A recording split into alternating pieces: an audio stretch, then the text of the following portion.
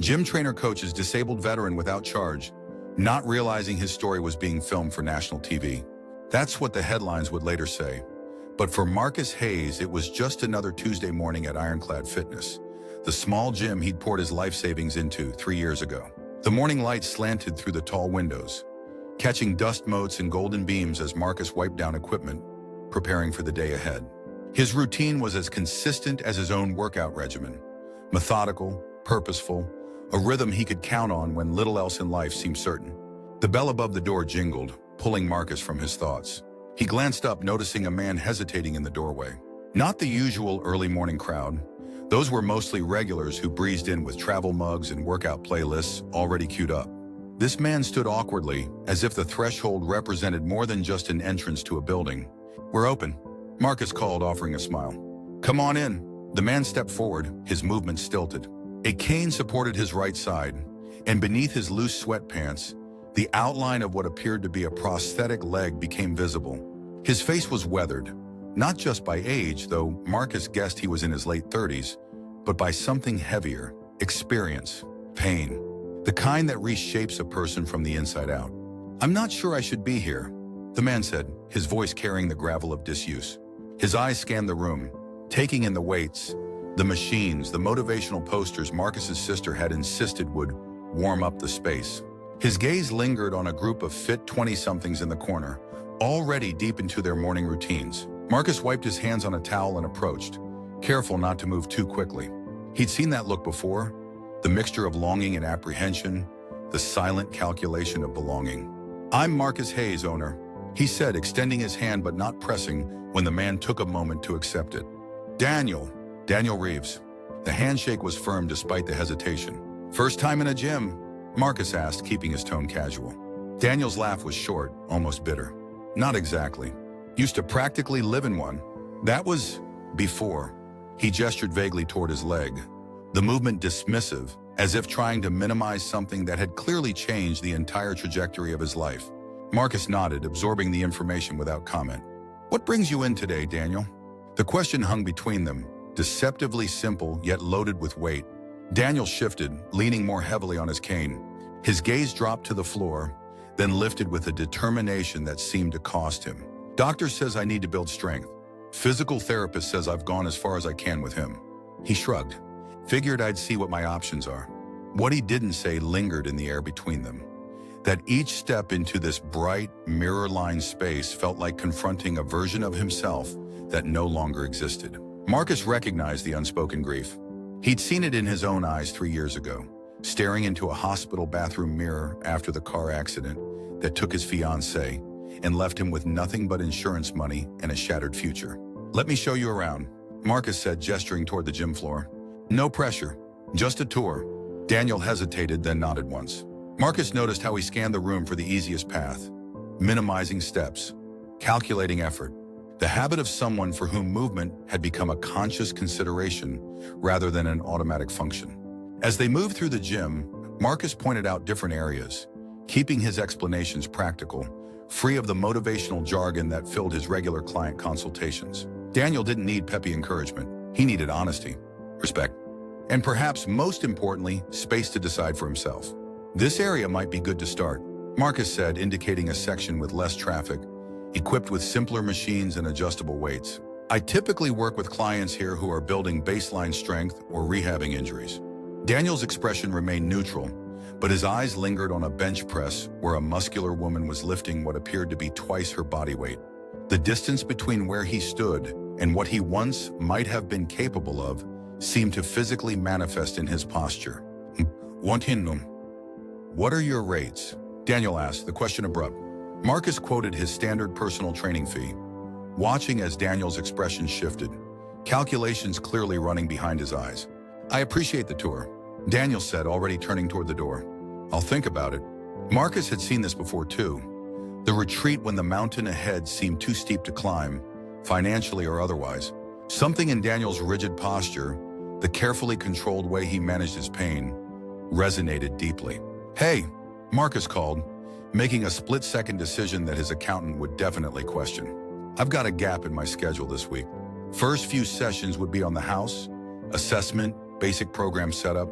After that, we can figure something out that works. Daniel turned back, suspicion clear in his narrowed eyes. Why would you do that? The question wasn't just about the offer, it was deeper. Why would anyone help without expecting something in return? Marcus recognized the worldview of someone who learned the hard way that kindness often came with hidden costs. Because everyone starts somewhere, Marcus said simply. And sometimes the hardest part is walking through the door. What neither man noticed was the woman sitting in the small juice bar area, ostensibly scrolling through her phone, but actually watching their interaction with keen interest. Amelia Chen, field producer for American Heart, a documentary series highlighting everyday heroes, had been researching local businesses for potential features. Marcus Hayes had come up repeatedly in community forums. The trainer who worked with elderly clients for reduced rates, who had established a scholarship program for underprivileged teens, who seemed to genuinely care about more than just fitness transformations for his social media feed. Now, watching him with the disabled veteran, Amelia felt the familiar tingle that told her she might have found her next story. She made a note in her phone and continued observing, unnoticed. Daniel didn't accept the offer that day. He left with a curt nod and a promise to think about it, which Marcus had heard enough times to translate as probably never seeing the man again. He returned to his morning routine, pushing the encounter to the back of his mind as clients began filtering in. 3 days later, the bell jingled again.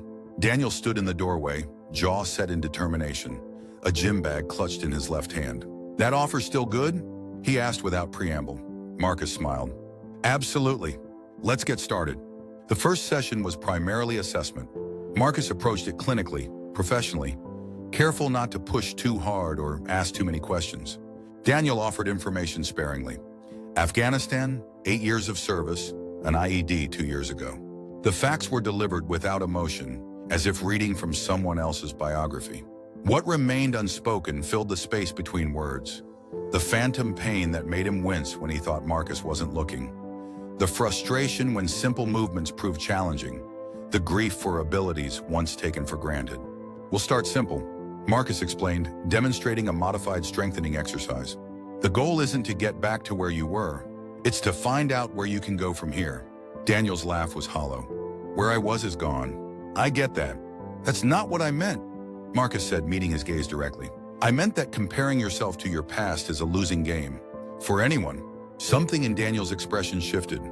A slight softening around the eyes, a moment of recognition. It was brief, but it was there. 3 sets of 12. Marcus continued, moving past the moment without dwelling on it. Focus on form rather than weight. Over the next 2 weeks, Daniel appeared like clockwork. 3 mornings a week at 6 a.m.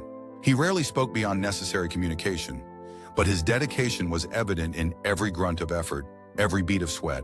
Marcus adapted exercises, offered modifications without making them seem like concessions, and most importantly, treated Daniel with the same matter-of-fact expectations he had for any client.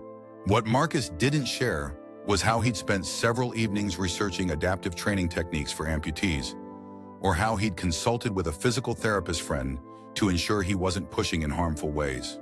He simply showed up ready with the next progression, the next challenge, calibrated precisely to push Daniel just beyond his comfort zone without setting him up for failure.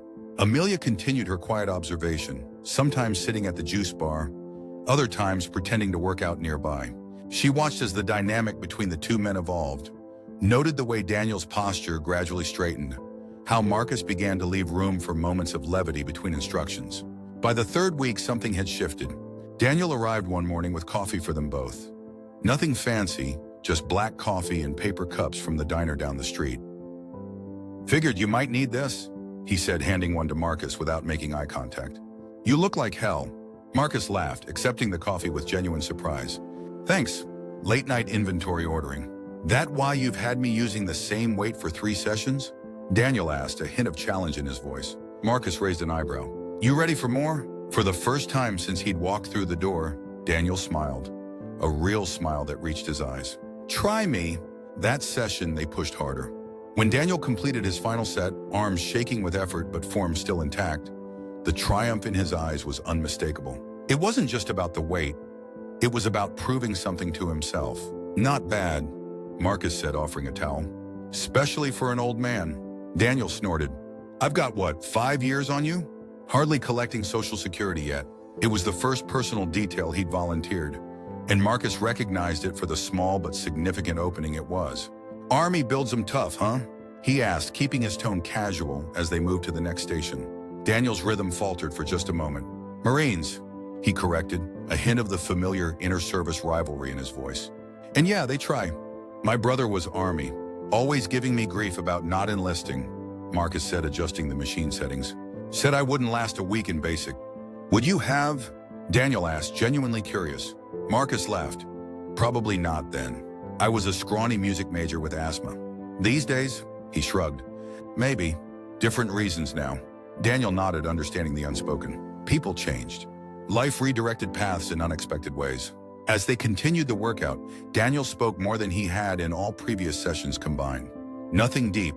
Comments about the weather, complaints about morning traffic, observations about other gym members.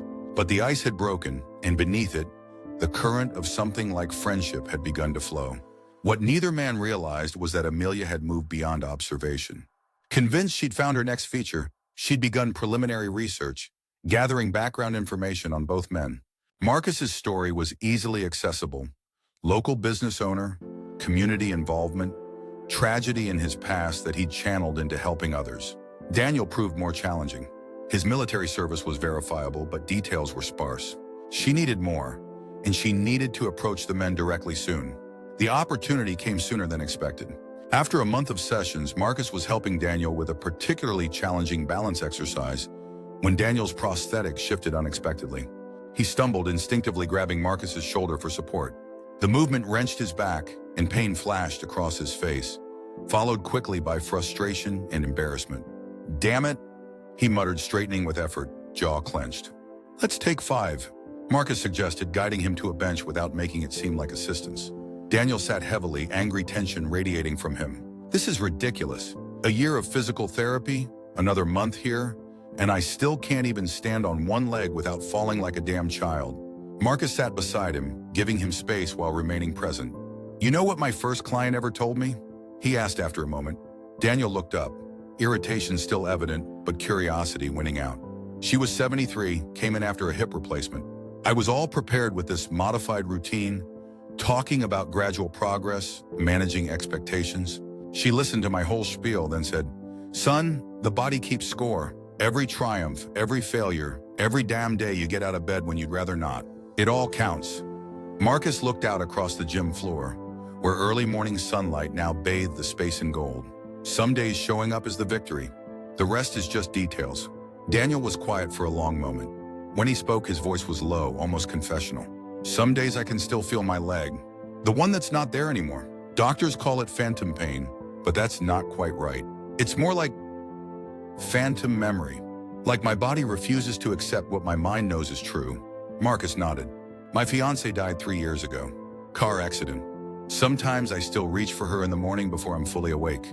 The simple statement, offered without drama or expectation of response, hung in the air between them. Two men, their losses different yet similar, sitting side by side in the quiet understanding that some wounds never fully heal. You just learn to carry them differently. "Does it get easier?" Daniel asked, the question encompassing more than just physical rehabilitation. "Not easier," Marcus said honestly. "Different. You build new pathways, new normals." Daniel exhaled slowly, then nodded once. Decision made. "Let's try again." From her vantage point near the smoothie bar, Amelia watched the exchange, unable to hear the words but reading the body language clearly enough. Her instincts had been right. This wasn't just a story about a generous trainer and a veteran. It was about human connection, about how people heal each other in unexpected ways. She made her decision. It was time to approach them. The next morning she arrived early, waiting outside the gym before opening hours. Marcus arrived first, surprise evident as he unlocked the door. "We don't open until 5:30, he said, though his tone was friendly. Amelia extended her hand. "Amelia Chen, producer with American Heart. Do you have a moment to talk?" Marcus's expression shifted from confusion to wariness. "What's this about?" "Your work with the veteran who comes in for early sessions," she said directly. "I've been researching local businesses making a difference, and your name came up repeatedly. Then I saw you working with him, and I think there's a powerful story there." Marcus frowned. "I'm not interested in publicity, especially not at the expense of my client's privacy." "I understand your concern," Amelia said quickly. But this isn't about exploitation. American Heart highlights everyday acts of kindness that often go unnoticed. What you're doing, training him for free, the way you've adapted your methods to his needs, it could inspire others. It's not charity, Marcus said firmly, and it's certainly not for show. That's exactly why it matters, Amelia countered. Look, I'm not asking for an answer right now. Here's my card. Think about it. Talk to your client if you want. We would need both of you to agree. Marcus took the card reluctantly, his expression still guarded. I'll think about it. But Daniel's well-being comes first. If he's not comfortable, it's a no. Amelia nodded. That's all I'm asking. Thank you for your time. As she walked away, Marcus stared at the card, conflicting thoughts racing. When Daniel arrived 15 minutes later, he hesitated, then tucked the card into his pocket. Today wasn't the day for this conversation, but the seed had been planted, and as they moved through their session, Marcus found himself watching Daniel with new eyes. The progress was visible now, not just physically, though his movements were more fluid, his balance more assured. The change was in his demeanor, the way he entered the gym now with purpose rather than reluctance, how he occasionally joked with other early morning regulars. He was reclaiming not just strength but connection, belonging. Would sharing their story help others? Or would the intrusion of cameras and questions disrupt the delicate trust they'd built? Marcus remained undecided, the producer's card burning a hole in his pocket. The decision was forced a week later when Daniel arrived for his session and immediately said, "Someone from a TV show called me yesterday, said they're doing a feature on you." Marcus froze in the middle of setting up equipment. "Amelia Chen?" Daniel's eyebrows rose. "You knew about this?" With a sigh, Marcus explained the producer's approach, watching Daniel's expression shift from surprise to wariness. "I didn't give her your contact information," Marcus clarified. "She must have done her own research. She said they want to film our sessions." Daniel said, his tone carefully neutral. "Talk about your program for veterans." "I don't have a program for veterans," Marcus said, frustrated. "I have you as a client, a non-paying client," Daniel pointed out. Marcus waved dismissively. "That's between us, nothing to do with some TV show." Daniel was quiet for a moment, studying Marcus with unexpected intensity. "Why did you offer to train me for free? Really?" The question caught Marcus off guard. He considered deflecting with his usual answer about community support, but something in Daniel's direct gaze demanded honesty. "Because," Marcus started, then paused, searching for words. "Because after Eliza, my fiancée, died, I was lost. Not just grieving, but purposeless. Everything we'd planned, gone in an instant. I was going through the motions, barely functioning." He moved to adjust a weight stack, needing the physical activity to ground him as he continued. "My neighbor was this retired Army colonel. Tough old guy, not the warm and fuzzy type. One day he shows up at my door and says, 'My back's acting up. Doctor says I need exercise. You know about that fitness stuff, right? Come show me what to do.'" Marcus smiled at the memory. It was transparent as hell. The man was fit as a fiddle for 70, but he got me out of my apartment 3 times a week. Gave me something to focus on besides my own pain. After a month, he started bringing friends. Another veteran with a shoulder injury, a widow with arthritis. Before I knew it, I was actually living again. He met Daniel's gaze directly. "So when you walked in that first day, it wasn't charity. It was recognition, I guess. Sometimes we all need someone to show up and pretend they need our help, when really it's the other way around." The admission hung in the air between them, more vulnerable than Marcus had intended. Daniel absorbed the words, his expression softening almost imperceptibly. "I'm not good on camera," he finally said. "Never have been." Marcus laughed, relief breaking the tension. "Is that a yes?" "It's a I'll think about it," Daniel corrected, but a hint of a smile played at the corners of his mouth. "Now, are we going to stand around talking all morning, or are you going to make me sweat?" They fell back into their routine, the conversation set aside but not forgotten. Later that day, Marcus called Amelia and said they were tentatively open to discussing the possibility, with conditions. She agreed to meet them both the following week to outline what the feature would entail. The meeting was set for after their regular session, giving Daniel time to shower and change. Amelia arrived precisely on time, professional but approachable in casual business attire, a tablet in hand rather than intimidating camera equipment. "Thank you both for agreeing to meet," she began once they were seated in Marcus's small office. "I want to be completely transparent about what we're proposing." She explained that American Heart focused on authentic stories of compassion and connection. The feature would include interviews with both men, footage of their training sessions, and potentially brief commentary from other gym members who had observed their work together. Our goal isn't manufactured drama, she emphasized. We want to show the genuine impact you're having on each other's lives and how that ripples outward. Daniel, who had been quiet throughout her explanation, finally spoke. What exactly do you think this story's about? Some pathetic wounded warrior being saved by the kindness of strangers? The edge in his voice was sharp, and Marcus tensed, ready to end the meeting if necessary. But Amelia met Daniel's gaze steadily. No, she said firmly. That's not the story at all. This is about mutual restoration. From what I've observed, you've both given and received in this relationship. That's what makes it compelling. It's not charity, it's human connection at its most authentic. Her answer seemed to surprise Daniel. He leaned back slightly, reassessing her. The publicity would help the gym, Marcus acknowledged, breaking the tension. But that's not reason enough if you're not comfortable, Daniel.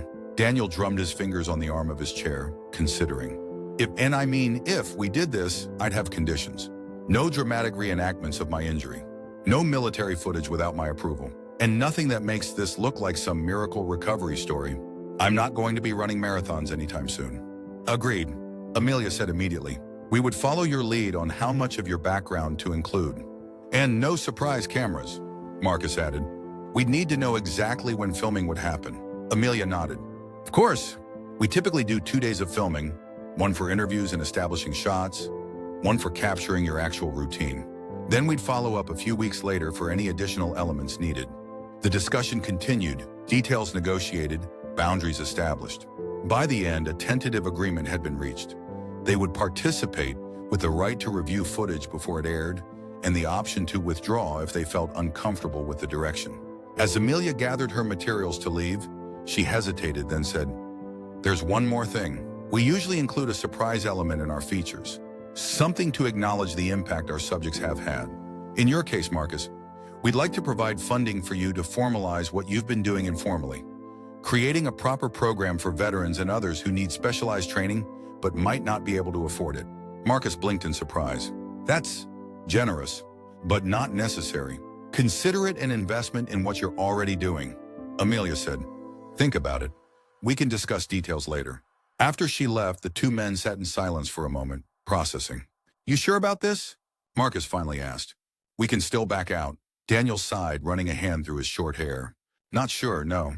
But, He paused, then continued with reluctant honesty. My therapist would probably say it's good for me to share my story. Part of her integrating into civilian life or whatever.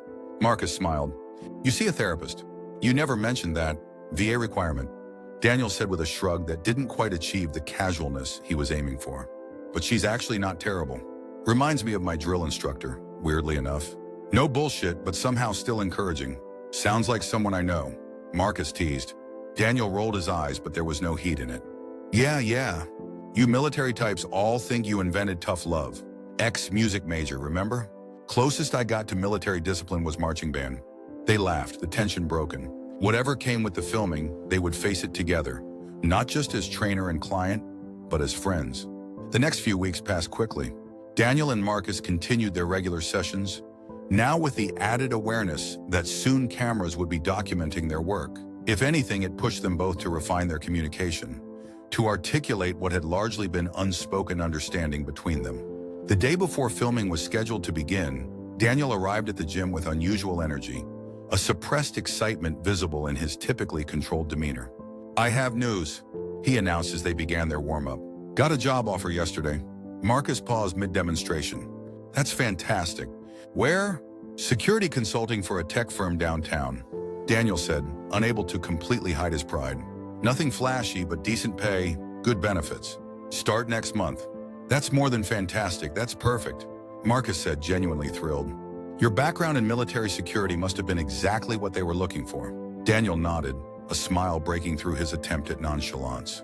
That, and apparently being able to bench press more than the hiring manager, made an impression. They both laughed, acknowledging without saying it directly how far Daniel had come. Not just physically, but in his willingness to step back into the world, to imagine a future beyond recovery. We should celebrate, Marcus declared. First round's on me after tomorrow's filming. Deal, Daniel agreed. But I'm buying the second round. No arguments. The first day of filming was more exhausting than either had anticipated. The crew, Amelia, a cameraman, a sound technician, and a production assistant, was professional and unobtrusive, but the mere presence of equipment changed the dynamic of the space.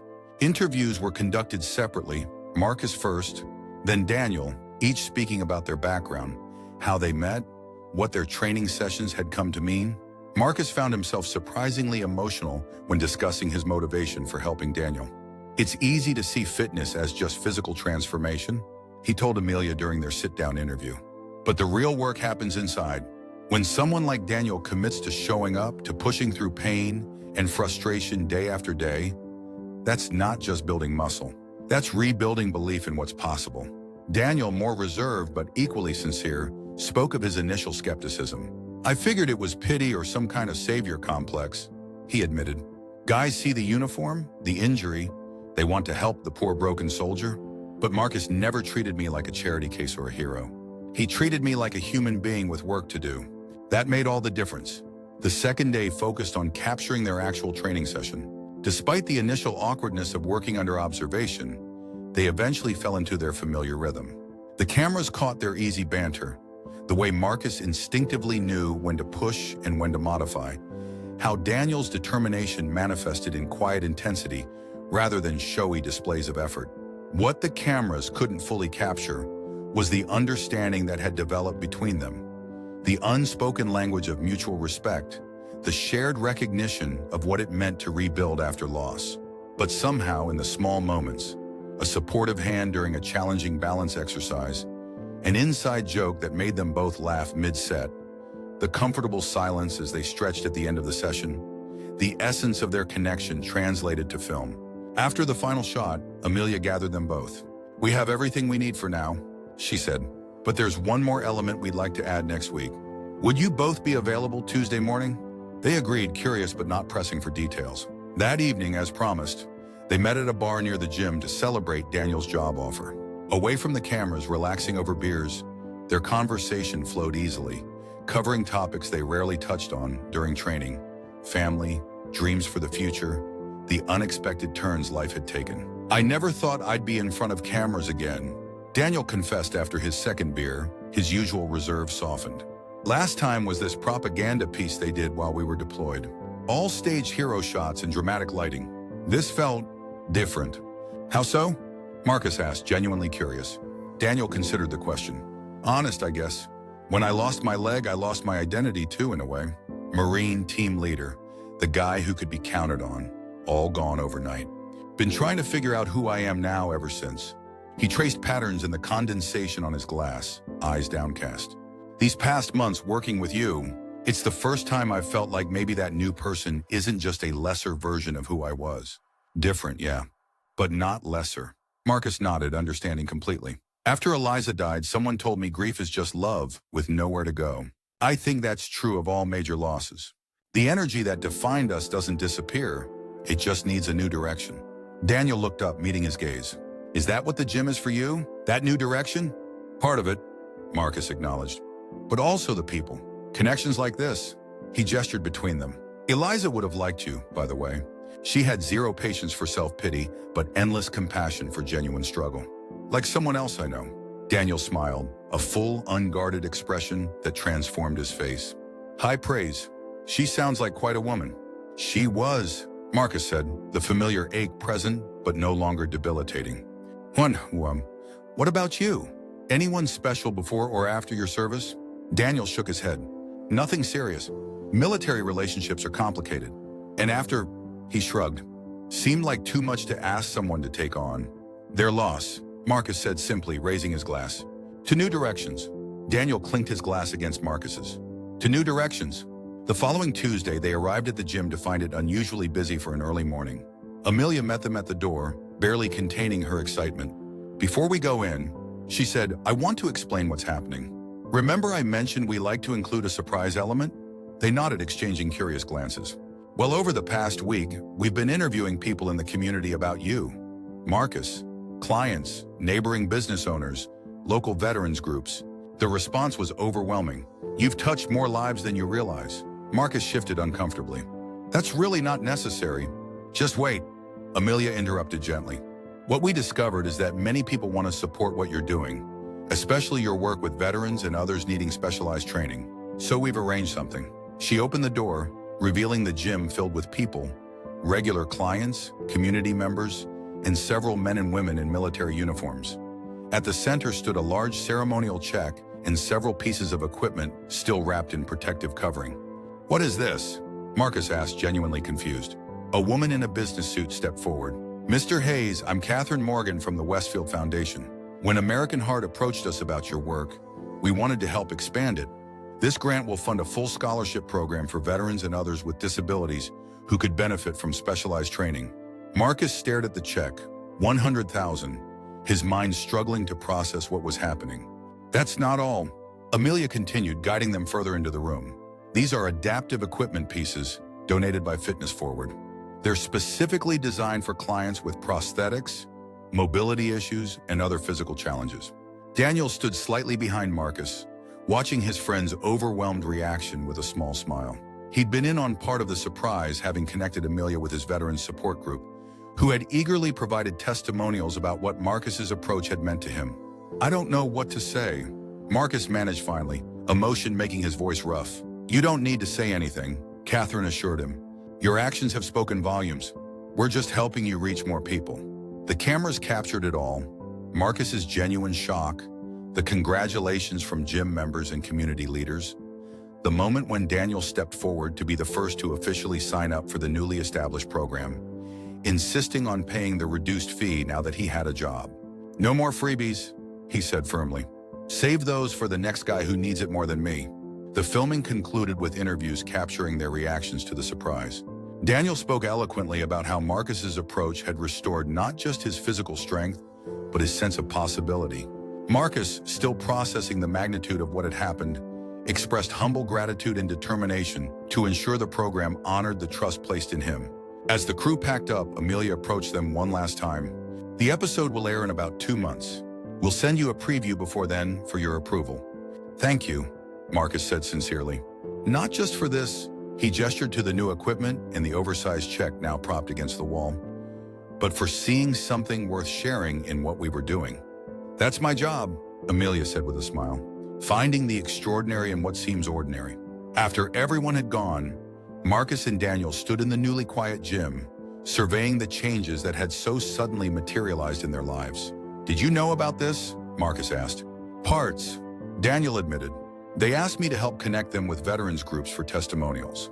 But the grant, the equipment, that was all a surprise to me too." Marcus shook his head in wonder. "I never expected any of this when you walked through that door 3 months ago. Makes 2 of us." Daniel agreed.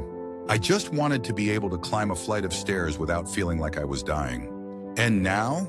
Daniel considered the question, looking around the gym that had become a second home, at the friend who had become an unexpected anchor in his rebuilding life.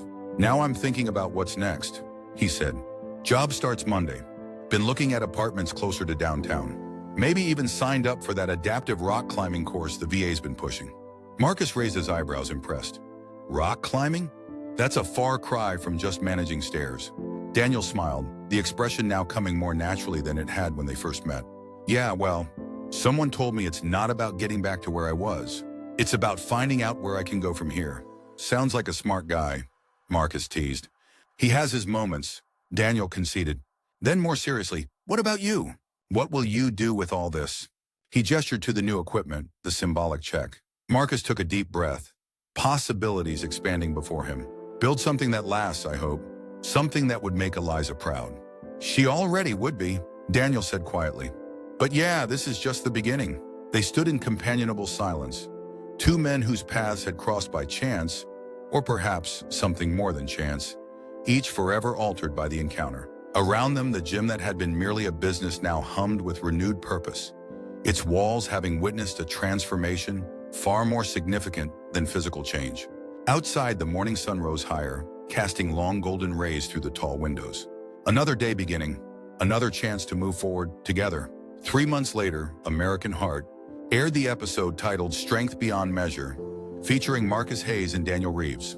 It became one of the most watched and shared segments in the show's history, inspiring gym owners across the country to establish similar programs. Marcus's scholarship fund grew as viewers donated, touched by the authentic connection they witnessed on screen. Daniel excelled in his new job, his military experience providing valuable perspective in civilian security work.